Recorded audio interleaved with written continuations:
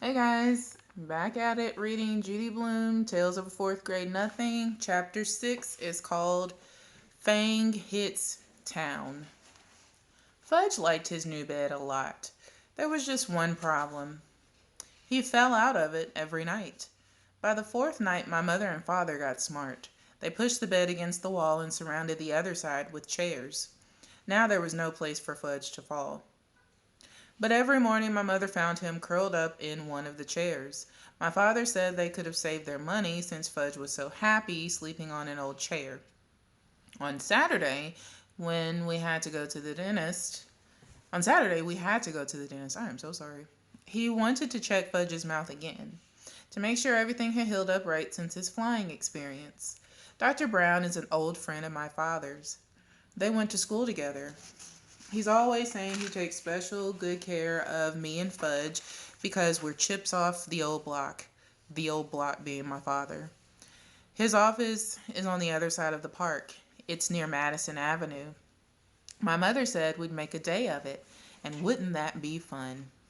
I'd rather go to the movies with Jimmy Fargo, I said.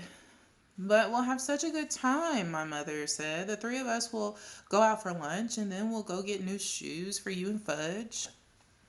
I've been out to lunch with Fudge, I reminded her. He's growing up, Peter. He knows how to behave now. I'd still rather go to the movies with Jimmy. Well, you're coming with me, and that's that. I wasn't looking forward to my day. And Saturday morning is always the best day of the week. Every Saturday morning I clean out Dribble's bowl. Sometimes if Fudge is very good, I let him watch. I do it in the bathroom. First I take Dribble out of his bowl and let him crawl around in the tub. I'm afraid to put him down on the floor, somebody might step on him. But in the tub, I know he is safe. Next, I take the rocks out of the bowl and wash them. The last thing I do is wash the bowl itself. I really scrub it. I even rinse it 2 or 3 times to make sure all the soap is out. When I am done with that, I put the rocks back in and fill it with just the right amount of water. After I put Dribble back in his bowl, I feed him. Usually, he goes right to sleep on his favorite rock. I guess running around in the bathtub really makes a turtle tired. Today I finished with Dribble just in time. My mother was rushing, mumbling about getting us to Dr. Brown's office in time for our appointment. When we were outside, we took the crosstown bus, then walked a few blocks to his office. As soon as the nurse saw Fudge, she said, "How's my favorite patient?" She gave him a hug and a little book to read. To me, she said, "Good morning, Peter." It burns me up the way people treat Fudge. He's not so special. He's just little, and that's all. But someday he's going to be 9 years old, too. I can't wait until he is. Then he'll know there's nothing so great about him after all. Soon the nurse said, "Fudge, Dr. Brown is ready for you. Come with me now." Fudge took the nurse's hand. Dr. Brown had his rule about mothers in the examining room with kids. They are not allowed. Mothers are a big problem, Dr. Brown told me once. I agreed. I looked through a National Geographic magazine while I waited. After a few minutes, the nurse came out and whispered something to my mother. I looked up and wondering what the big secret was. Then my mother said, "Peter, Dr. Brown would like you to help him with Fudge." "Help him?" I said. "I'm no dentist." The nurse said, "Peter, dear, if you'll just come with me, I'm sure we'll work out fine." So I went with the nurse. "What do I have to do?" I asked her. "No, not much. Dr. Brown just wants you to show Fudge how to open your mouth and how he checks your teeth." "What do I have to do that for?" I asked. "I don't need a checkup yet. I just had one last month." "Your brother won't open his mouth this morning," the nurse whispered. "He won't?" I whispered back. "No, he won't," she said again. I thought that was pretty funny. I never considered refusing to open my mouth at the dentist's office. When he says open, I open. When I reached the examining room, Fudge was sitting in the big chair. He had a towel around his neck and he looked all ready for action. Dr. Brown was showing him lots of little things and explaining what he does with each one. Fudge kept nodding, but he wouldn't open his mouth. "Ah, Peter," Dr. Brown said when he saw me. "Would you open your mouth so I can count your teeth?" That's what he tells the little kids he's doing, counting their teeth. Little kids will believe anything. I went along with Dr. Brown's joke. I opened my mouth very wide, much wider than when I'm the real patient. He put his mirror in and said, "Wonderful teeth, just beautiful. A regular chip off the old block. Such a shame your brother can't open his mouth the way you do." "Can so," Fudge said. "No," Dr. Brown told him. "You can't open your mouth nearly as good as Peter." "Can so. See?" Fudge opened his mouth. "No, I'm sorry, Fudge," Dr. Brown said. "It's still not as good as Peter." So Fudge opened his mouth really wide. "Count teeth," he said. "Count Fudgy's teeth." "Well," Dr. Brown pretended to think about it. "Count!" Fudge shouted. "Well," Dr. Brown said again, scratching his head, "I guess as long as you're here, I might as well count your teeth." So he checked Fudge's mouth. When he was through, Fudge said, "See, see, just like Peter." "Yes," Dr. Brown said, smiling, "I can see that. You're just like Peter." He gave me a wink. I liked the way Dr. Brown tricked Fudge into opening his mouth. So when he was through examining him, I whispered, "Couldn't you make Fudge some false teeth until his grown-up ones come in?" "No, he'll just have to wait," Dr. Brown said. "But he looks like he has fangs," I told him. "You better not say that in front of your mother," Dr. Brown said. "I know it. She's not too big on fangs." Dr. Brown thanked me for helping him. My mother made another appointment for Fudge. The nurse kissed my brother goodbye and we left. "That wasn't so bad, was it, Peter?" my mother said. "It could have been worse," I admitted. "We're heading for Bloomingdale's, where we get our shoes. There are 5 salesmen in the children's shoe department. 2 of them my mother doesn't like. She says she thinks they don't measure my feet correctly. That all they care about is selling shoes, even if they don't have the right sizes in stock. The other ones my mother thinks are okay. There's one she likes a lot. His name is Mr. Berman. I like him too because he's funny. He usually makes believe that the right shoe goes on the left foot or that Fudge's shoes are really for me. Anyway, when Mr. Berman waits on us, buying shoes is almost fun. Today, Mr. Berman spotted us right away. He always remembers our name. "Well, if it isn't the Hatcher boys," he said. "In the flesh," I told him. Fudge opened his mouth for Mr. Berman. "See? See? All gone." "His teeth," my mother explained to Mr. Berman. "He knocked out his top 2 front teeth." "Well, congratulations," Mr. Berman said. "That calls for a celebration." He reached into his jacket pocket and pulled out 2 lollipops. He handed one to me and one to Fudge. "Oh," Fudge said, "lolly." Mine was root beer flavored. I hate root beer, but I thanked Mr. Berman anyway. "I'll save it for after lunch," I told him, handing it to my mother. She put it into her purse. Fudge got a lemon lolly. He ripped off the paper and started sucking right away. "Now then, what'll it be, boys?" Mr. Berman asked. My mother answered, "Brown and white saddles for Fudge and loafers for Peter." "Okay, Peter, let's see how those feet have grown." I slipped out of my old shoes and stood up.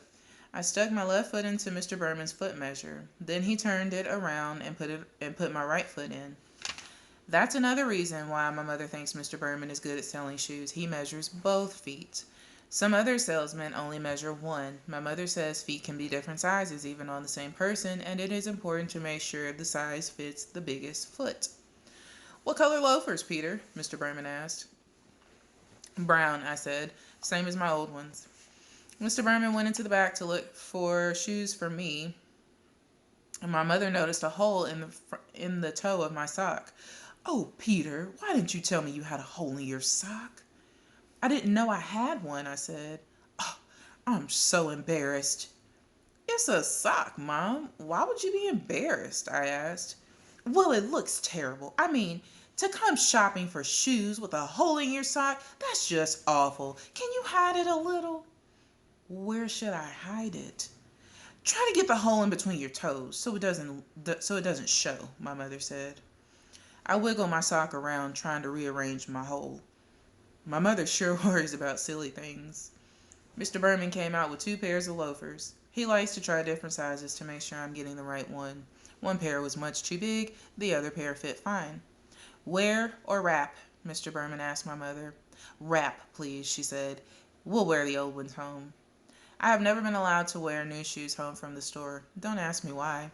But my mother always has the new pair wrapped up, and I can't wear them until the next day. When I finished, Mr. Berman untied Fudge's shoes and measured his feet. Brown and white saddle shoes, my mother reminded him. Mr. Bierman went into the back and returned with 2 shoe boxes, but when he opened the first box, Fudge saw the saddle shoes and said, "No!" "No what?" my mother asked him. "No shoes," Fudge said. He started kicking his feet. "Don't be silly, Fudgy. You need new shoes," my mother told him. "No, no, no," he hollered. Everybody in the shoe department looked over at us. "Here's the perfect size," Mr. Bierman told Fudge, holding up one shoe. "Wait till you see how nice new shoes will feel." Fudge kicked some more. It was impossible for Mr. Bierman to get the shoes on his feet. He screamed, "No shoes! No, no, no!" My mother grabbed hold of him, but he was wiggling all around. He managed to give Mr. Bierman a kick in the face. Luckily for him, Fudge only had on socks. "Now look, Fudge," my mother said, "you must get new shoes. Your old ones are too small. So what kind do you want?" I don't know why my mother bothered to talk to him like he was a regular person, because when Fudge gets himself into a temper tantrum, he doesn't listen to anything. By that time, he had thrown himself onto the floor where he was beating his fists against the rug. "What kind do you want, Fudge? Because we're not leaving here until you get new shoes." My mother said it like she meant it. I figured we'd be there the rest of the day, or maybe a week. How could my mother have been embarrassed over a little hole in my sock and then act like nothing much was happening when her other son was on the floor yelling and screaming and carrying on? "I'm going to count to 3, my mother said to Fudge. "And then I want you to tell me which shoes you want. Ready?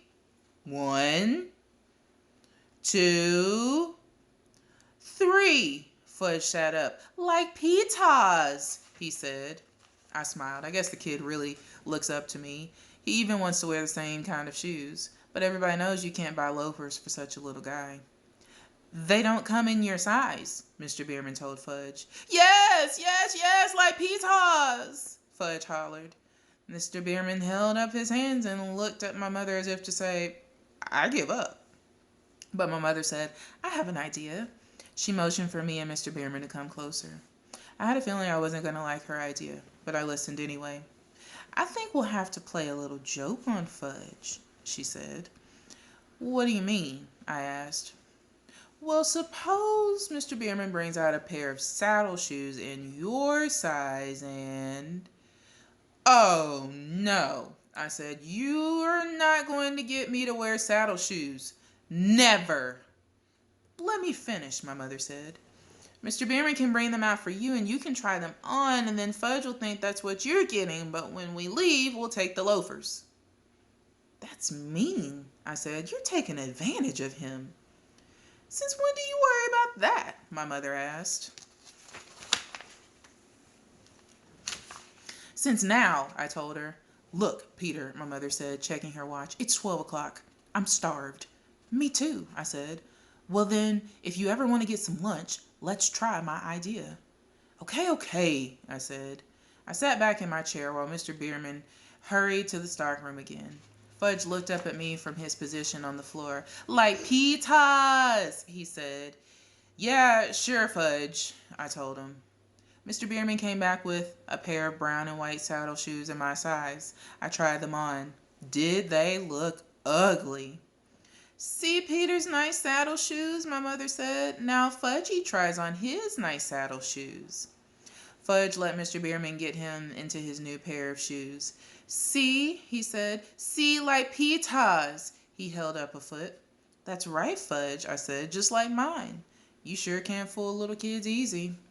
"Wear or wrap?" Mr. Bierman asked my mother while Fudge walked around in his new shoes.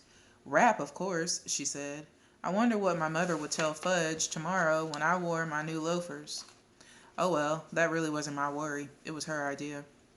When Fudge was back in his old shoes and our package was ready, Mr. Bierman gave my brother a striped balloon. He offered one to me too. I refused. How could he think a person in fourth grade How could he think a person in fourth grade might want a shoe store balloon? That wasn't terrible, was it, Peter? My mother asked as we left the store. It wasn't? I asked. Well, it could have been worse, my mother said. I suppose, I answered. We went to Hamburger Heaven for lunch. We sat in a booth. Fudge tossed his balloon around while my mother ordered for him and then for herself. I ordered my own lunch, a hamburger with everything on it and a chocolate milkshake. Fudge was getting a kiddie special, meaning a hamburger without the roll, some mashed potatoes, and a side order of green peas. When our lunch was served, my mother cut Fudge's hamburger into tiny pieces, which he shoved into his mouth with his fingers. Then she handed him a spoon and told him to eat his mashed potatoes, but instead of eating them, he smeared them on the wall. See, he said. I thought you told me he wouldn't behave like that anymore, I said to my mother. Fudgy, that's naughty. You stop it right now, my mother said. But Fudge sang, eat it or wear it, and he dumped the whole dish of peas over his head. I laughed. I couldn't help it. He looked so silly with peas falling from his hair. And when I eat and laugh at the same time, I choke. So I choked on my pickle and my mother had to whack me on the back, which gave Fudge another chance to spread mashed potatoes on the wall. That's when the waitress asked my mother, did we want anything else? No, thank you, my mother said. We have more than enough now. She wiped off the wall with her napkin and told Fudge he was very, very naughty. Not me, Fudge said. Not me. Yes, you, my mother told him. Why can't you eat like Peter? See how nice Peter eats? Fudge didn't say anything. He just stuck his fork into his balloon. It popped and he screamed, oh, God! One more balloon! More! Shut up, I told him. Can you ever act human? That's enough, Peter, my mother said. She should have slugged him. That would teach.